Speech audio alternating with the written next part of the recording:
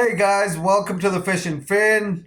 This is a little different video. It's 4 bolt to 5 bolt conversion on a boat trailer. I've been wanting to do it for a couple of years, so I just jumped into it and just got it done pretty much. Ordered a kit off Amazon. I'll explain everything in the video as we go along. The only thing I didn't say is that I didn't have any dust caps or my bearing buddies on the trailer when I started the video, so just yeah, we'll just jump into when I'm starting from there. But anyways, I'll explain everything. Enjoy.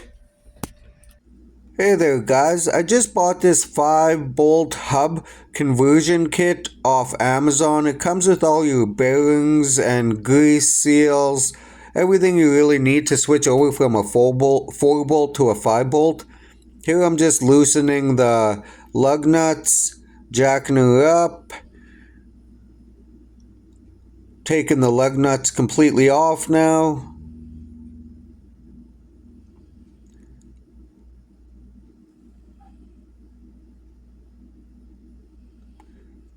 Then we can go ahead, pop off the tire. Here we're going to take out the cotter pin.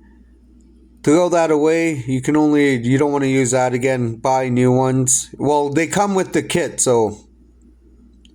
And then we're going to take off the castle nut. Call it a castle nut because it looks like the top of a castle. Keep that. Make sure you keep that. Now I'm going to go ahead and try to slip off my hub. I'm going to sit here and struggle a little bit. The race on the back side got stuck. Here, I took out the first side of the bearings. There's a washer that comes with it. Make sure you keep that washer as well when you first take off the hub. Again, I'm having a hard time taking off this hub. The race is stuck. So what I end up doing is actually just tapping it off with a hammer. I'm not sure if that's the right way to do it, but that's how I did it. So, but yeah, you'll see what I'm talking about once I get it off here, that the race is stuck. I end up buying a tool, a bearing puller. Right here, you can see it on the left-hand side. That's a bearing puller. And it just pulls off that race, as you can see right now. And bam, it comes off nice and easy. You can get those at Canadian Tire. And then here is the grease seal coming off. I'll be pulling off next.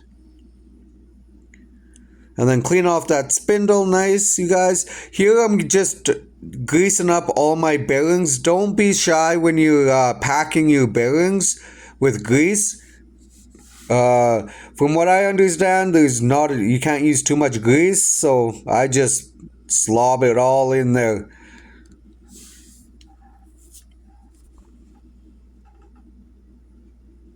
And here I am just doing it, just making sure everything's covered in grease.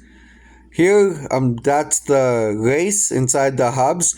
Just same thing, lube those things right up with grease.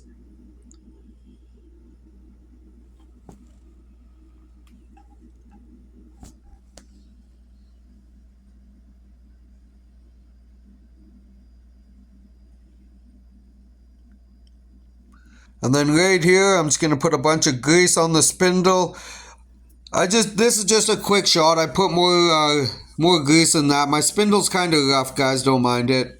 And then here's the back side of the hub. I'm putting in my bearing first. And then you're going to put in your grease seal. That's a metal grease seal right there. I don't have a rubber mallet, so I grab a piece of wood, put it in the middle, give it a good few whacks, and it'll be in nice and even. Next is the other side of the hub.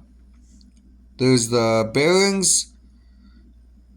Nice and packed full of grease. Gonna throw that onto the spindle. It looks like it doesn't go on all the way because it doesn't. I end up pushing it on further and then it goes on, right? There's that washer, guys. Keep that washer when you take it off so you can put it back on. Here's a castle nut. Looks like the top of a castle. And then just throw that on. When you're tightening this on, tighten it as much as you can so those bearings get compacted together. I did that, so here you'll see I just kind of, it looks like I don't tighten it much, but I did. I tightened it as much as I could, and then when you let it off, come back just a little turn. You'll see what right there, tighten it. Those bearings will get compacted, tighten it so you can't really turn that hub. It should be hard to turn. And then what you're going to do is loosen it with your pliers, and then a little bit turn back until you can find that hole for your cotter pin. Just one little bit turn back because there's little slits in that castle nut, and then you'll find your hole, and then bam, your hub should be able to just spin nice, just like that, all greased up, good to go. And then here your lug nuts are tapered for a reason. They go into the rim, so make sure your lug nuts are pointed in when you put them on. And then I'm just going to jack her down just a bit so I can tighten it up. I don't want to put full weight onto the tire yet. Just get a nice little tightening going. And then I'm going to put all the weight down on her. And there we go. And now my dust cap, same thing. I had a little bit of a hard time because I don't have a rubber mallet. I put a piece of wood onto it, slammed it with the hammer, and on it went. Thanks for watching, guys.